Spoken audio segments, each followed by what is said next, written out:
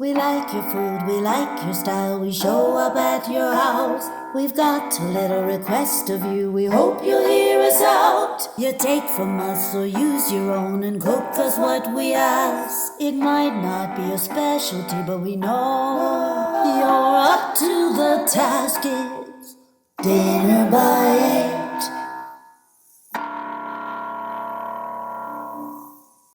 I'm Cory Sanders, and welcome to the first episode of Dinner by 8. Dinner by 8 is a show focused on the cook and their cooking. We research people online, or they can be nominated at our website, dinnerby8.com. Then we show up at their house and we ask them to cook us a full meal and have it on the table by 8 o'clock. The show is a competition. At the end of the season, we'll pick the top cooks and we'll put them together for a special competition, and we will award a grand prize. Today we're in Arcadia, a charming neighborhood next to Scottsdale, Arizona. And we're here to challenge Todd Chase. Todd was nominated by his wife Heather on the website, and we chose him to be our very first contestant. Each show will have a menu prepared by a professional chef. World-class chef Brent Menke took time out of his busy schedule building his new McCormick Ranch restaurant, the Mick Brasserie and Bar, to talk with us about Todd. Chef Brent was in on the nomination process with Heather, and he knows Todd's skill set well. And true to our mission of asking someone to cook us something that might not be their specialty, Chef crafted a French menu for tonight's show. Hi, I'm Chef Brent Menke, and tonight Todd Chase is going to produce for us a menu of steak tartare, a salad niçoise, a gratin Dauphinoise, a Magret de Canard, and a souffle. Now Todd, I know you're up to the task, so let's see what you can do. Todd has 7 hours to complete this task. He's inside and he doesn't know we're here, and he does not know what's inside of this envelope. So let's have some fun and let's go meet Todd. Hello. Todd Chase. That's me. Hey Todd, I'm Cory from Dinner by 8. This is what my wife was talking about. That's right. Hey Todd, we've got a little request for you. Okay. That's for you. Oh, envelope. Oh, man. Wow. Can you pronounce all that? No. Steak tartare. Souffle. Okay, so what time do I have to have this done by? Well, the show is called Dinner by 8. Okay, well, you better get in because we got to get started now. Well, let's do it. All right. We're here with contestant Todd Chase, and he's had a chance to look over all the ingredients. And so, Todd, what do you think? Wow, definitely more ingredients than the recipes call for. You know, like the song says, you take from us or use your own, but cook us what we ask. So now it's up to you. I'm gonna do it. Sounds good. Hey, first off, we have something for you. Oh, wow. Okay. Todd has a Dinner by 8 jacket for you. We'd be honored if you wore our colors. Wow, this makes it official. You are official. All right. Thank you. All right. Well, I think it's about time Todd got going. Give us a moment and we'll be right back.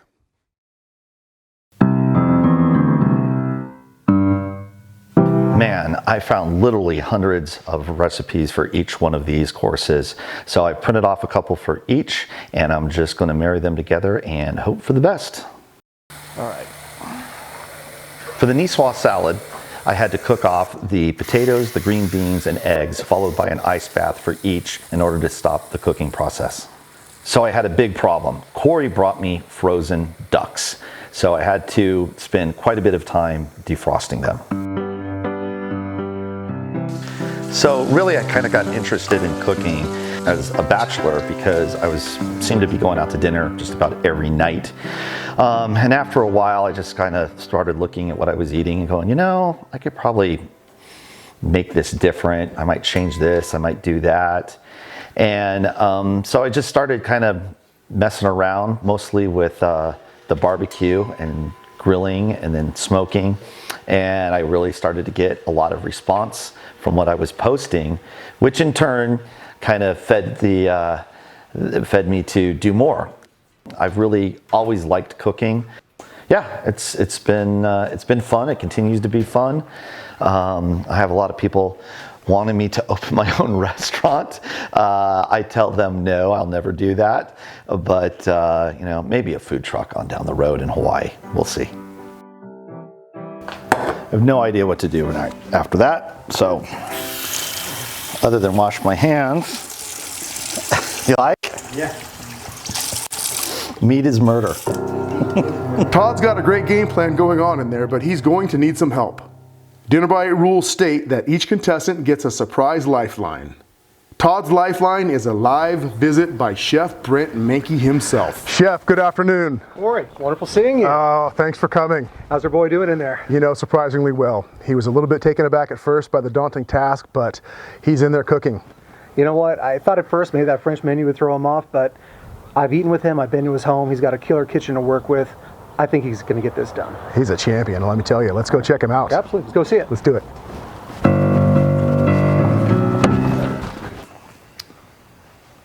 You've got to be kidding me. Are you in on this? How you doing there, my friend? Oh. Who do you think was going to put together this menu for Well, you? it all makes sense now. It's all in French. I can't even speak the language. You know what? I knew you could do this, though. But we had to throw in at least a couple wrinkles. I mean, Yeah, obviously, whole duck. Thank you. the whole duck. Yeah. Well, come on. You got to be able to butcher down a duck and take care of Right. that. I mean, that's... Yeah, head, everything. Well, just don't put it on my pillow tonight, all right? Well, Godfather. Well, how's everything coming along so far? It's coming, you know. We got it's a lot. We got more ingredients than the recipe calls for. So Cory wanted to mess with me a little bit there, you know, with some big taro root. Was that your idea? Well, you know, if I was, okay. this is all available to you to do with whatever you want to be able to do with it. Hit Don't beat me with it. this. Sorry Yeah. there, brother. There you go. You didn't overcook these, did you? You know what? I haven't even tasted it. I'm just going by the timer. Got a nice crunch That's to pretty it. good to me. Nice, tender, still a little bit crisp. Exactly how they should be. Yeah. Nicely done. All right. Nicely done. Potatoes. Okay. Potatoes. Okay. Got your potatoes. You got that. Beans. Cooking more beans. Beans. Yeah, so I'll have enough beans. I think I'll have more than enough beans. Okay, well, that's your niçoise. Well, what about the Yeah. tuna? What are you going to do with that? I haven't really come to that juncture yet. So I thought I'd get Okay. everything ready and then kind of do the tuna last. This is the most complex meal I've ever put together. You are going to stick around so I can poison you, right? Yeah, I'm going to be coming back for dinner. Unfortunately, I've got to go deal with the kids right now. Okay. But I will be back, and I cannot wait for people to see this on the table. All right, well, yeah, that's two of us. All right. Good luck, and I'll see you in a little bit. Thanks, bro. The rules state that the cook can send anyone to the store if they're missing anything. Todd sent Heather, and here she is returning from the store now. How's he doing? Oh, he's doing so great, Heather. Thanks so much for nominating him. Oh, you're welcome. I think he's having a ton of fun. Hey, do you mind if I ask you a couple of questions so that our viewers can get to know Todd better? Of course. So what I wanted to ask you is, what do you like best about Todd's cooking? Well, I think there's a couple things. First and foremost is that Todd can take a recipe and make it his own. I think that's really important to him when he is cooking for friends and family. You know, he's taking a lot of inspiration from friends like Matt Collins and Matt Carter. I remember a couple years ago, he came home and he started raving about these ribeye end caps that he had at one of Matt Carter's restaurants. And that has actually become a staple in our home whenever we have guests over for dinner. That's something that we often cook for them, and they absolutely love it. One more question. Sure. Tell me what you like most about Todd. I think what I like most about Todd is how thoughtful he is. He puts his friends, family, clients, me, before himself always. In fact, you know, when we're here for dinner by 8 and we're talking about cooking, I think one of the things that I love about him is how he thinks about his guests when they come over to our home. One of our very, very good friends is vegan. So anytime she comes over for dinner, he absolutely makes sure that she has her own special dish that is created just for her because she typically doesn't eat a lot of the other things that us meat eaters like to eat. Well, I'll tell you, he's just a peach. I love Todd so much. He's such a character. He's doing such a wonderful job in there. I think the viewers are going to love him. And again, thanks so much for nominating him. Absolutely, and I'm excited to see if he makes it by 8.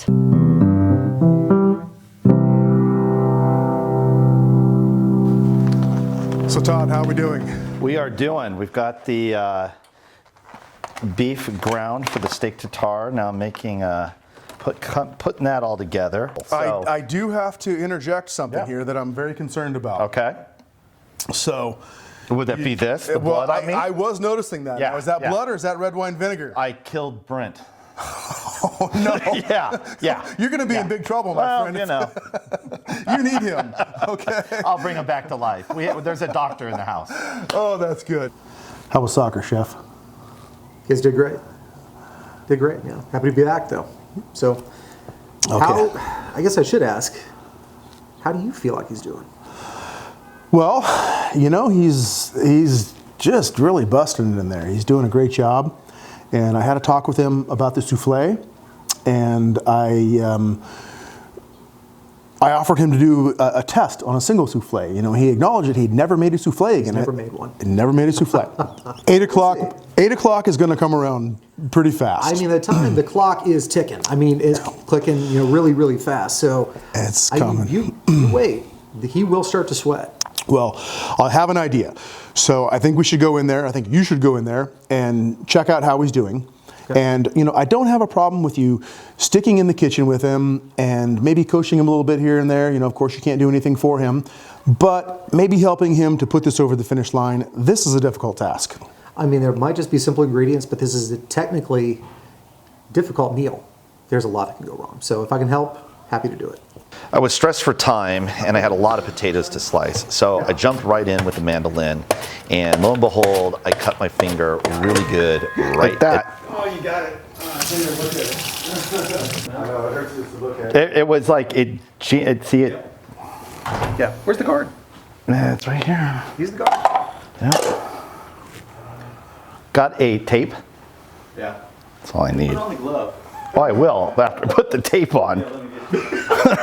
Time was a factor, and I had to keep going. So I put a potato on the guard and kept going while Bill went and got his medical kit. I love potatoes au gratin, and I really wanted to make these potatoes something special. So I was trying to put my heart into it. I made a sauce out of milk and whipping cream with Gruyere cheese, and I got the nutmeg and salt and white pepper just right. I layered the potatoes and seasoned at each layer. I knew the chef was going to be judging my work, so I took my time with this dish.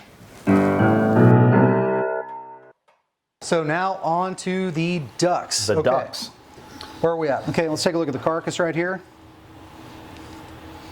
Okay, so you got your center line right here. Mm-hmm. But you can see you've almost left that entire piece, entire tender on that side. This side, not too bad, except look, you've got that entire front one right here. Okay. All in all, but not too bad. How about the quality of the duck? Let's take a look at that. Okay, you can see the skin.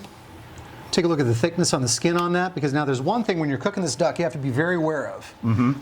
It's rendering out that skin. Nobody wants to have a big thing of like cloppy, you know, just gummy skin on the outside. Should I score it? Absolutely. That's where I was going to go. So get it scored, but when you're going to score it, don't score it like straight up and down. Right. Do it on an angle. Oh, like this? Yes. Okay. So when as you come across it, you're not going to cut into the meat. You just want to cut through as much skin as you can. Gotcha. So you cut across. Okay. And then again, cut across again. Okay. All right? That way you can get the most surface area rendering. You don't want to be like, you know, blazing hot. You want, but it needs to be hot. And you need to get that skin kind of nice and crisp. Gotcha. So you're going to want to spend the majority of your time when you're cooking on that skin side. And just a little bit on the other side. Okay. This is just, ooh, boy. I still got to do the souffle, and I got, what, 2 hours? Todd's the guy, but what I can see right now, tartare is done. Salade Nicoise is done. Gratin's in the oven, and it smells and looks delicious. Duck has been butchered. He still needs to get a sauce. He still needs to get on that souffle. He's still got some ways. He's got a ways to go, but he's coming along. As a matter of fact, I'm pretty sure he is going to pull this off, but it is going to be a fight to the finish. I know that he's going to be struggling for those last literally 10, 15, 20 minutes. He is going to be sweating bullets. It's not as easy as it looks to get all that onto the table and look the way that it needs to look on a deadline, which is exactly what this is. It is dinner by 8. Good stuff though. But anyway, the time is ticking down. I don't know about everybody else, but I'm getting a little hungry. So you think he like lose the plot if we went in there and said, hey, can you make us an hors d'oeuvre? All right. Just whip us up a pate. You've already got the duck and the liver and the rest of it. It's like, come on, how hard could it be? Yeah. If I wanted to hit you up for an hors d'oeuvre, what would you do? For an hors d'oeuvre? Yeah. I would probably get out that, let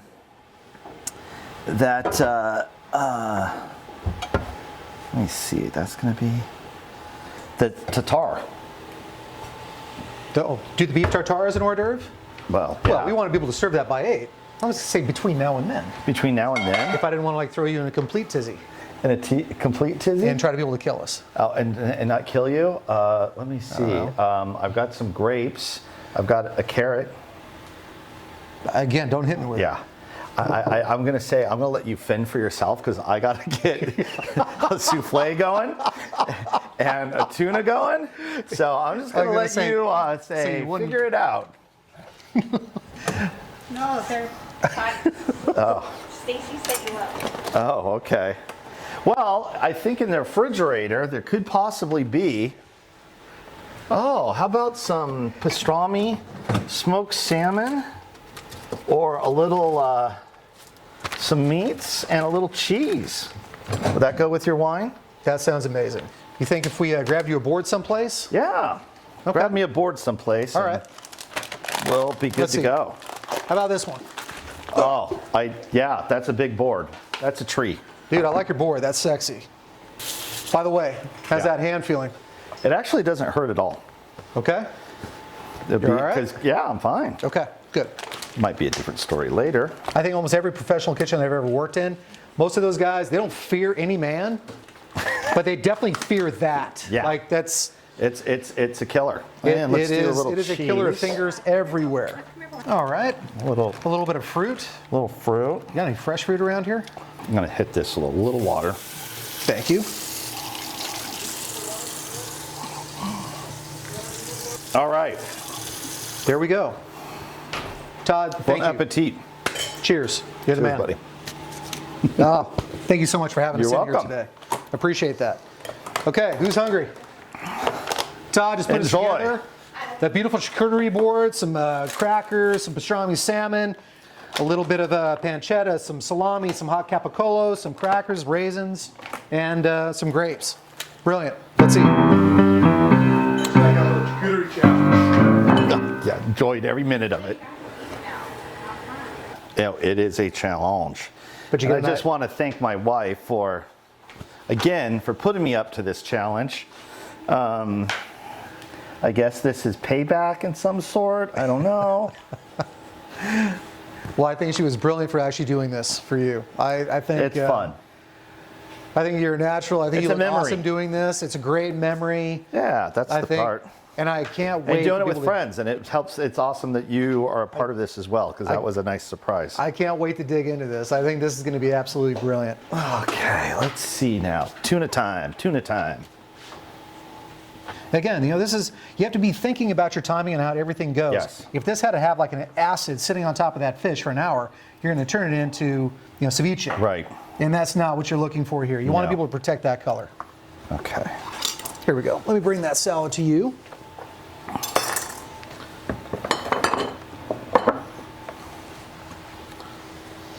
See, one of the things that I love about salad niçoise are those beautiful colors. I have no idea what I'm doing when it comes to souffle. So my good friend, Chef Menke, can you help me out? I certainly can. While I drink a little water and hydrate. So the question is, what kind of souffle would you like to make, or do you want to have a little bit of guidance about which direction to go?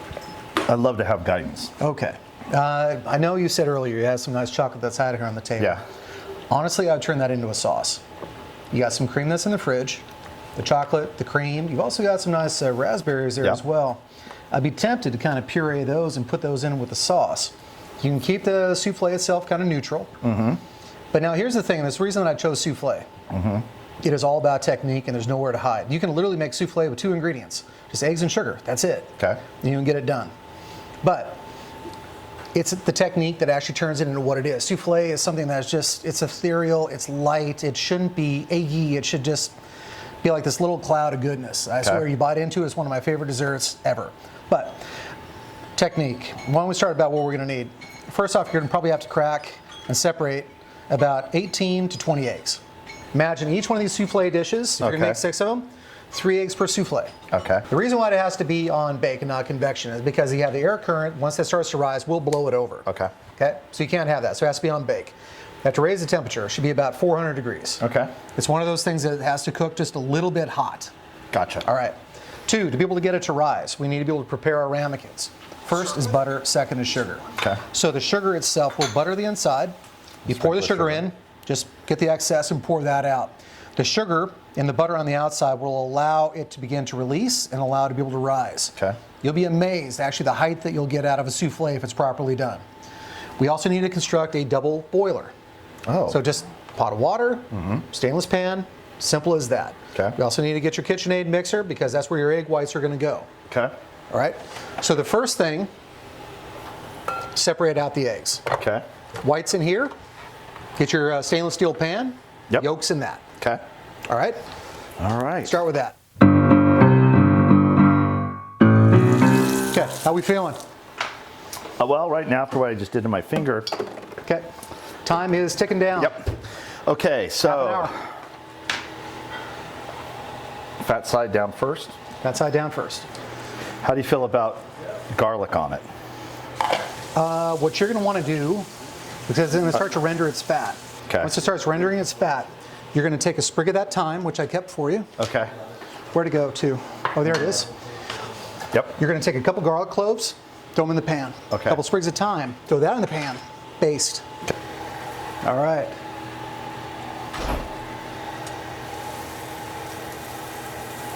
Okay. Now, that's where you're going to want to throw in your garlic and your thyme. Even the thyme. Yep, it'll. Okay, That crackle pot. get yourself a spoon. There we go. Just tilt your pan up. Whoop. This hand make it close. There you go. Oh.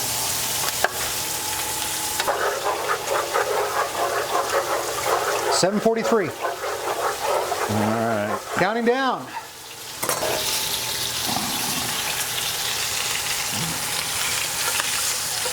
What? Oh, yeah. And then you can always add more oil back in as you need it.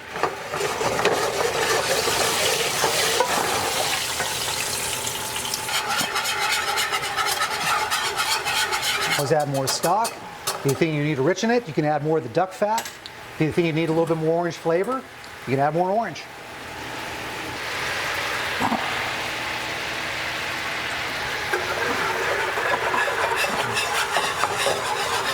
Nice sauce consistency, starting to emulsify. Look at that shine though. Todd, seriously, it looks fantastic. All right, counting down to the final step. So here we are, finishing up with the duck. It's time for him to start staging everything. So we have all the dishes that should be coming out here momentarily so we can see what we've got.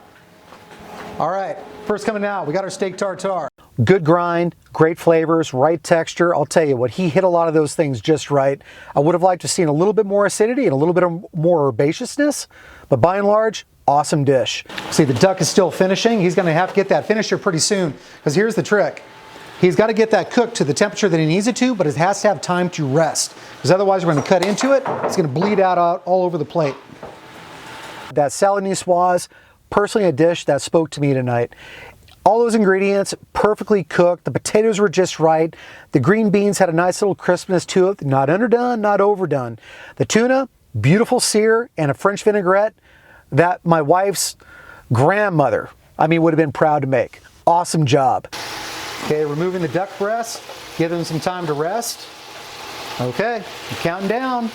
We had the gratin Dauphinoise, and it was exactly what it needed to be. Just that unctuous potato bite with the cheese, the butter, the cream. Dude, that was dynamite.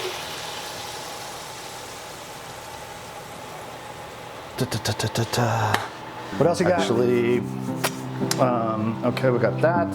Got that. We got the Magret Canard. You probably could have done a more careful job scoring that skin, but you were able to get the nice sear, the right color, the crispiness, and that temperature on the inside. Perfection.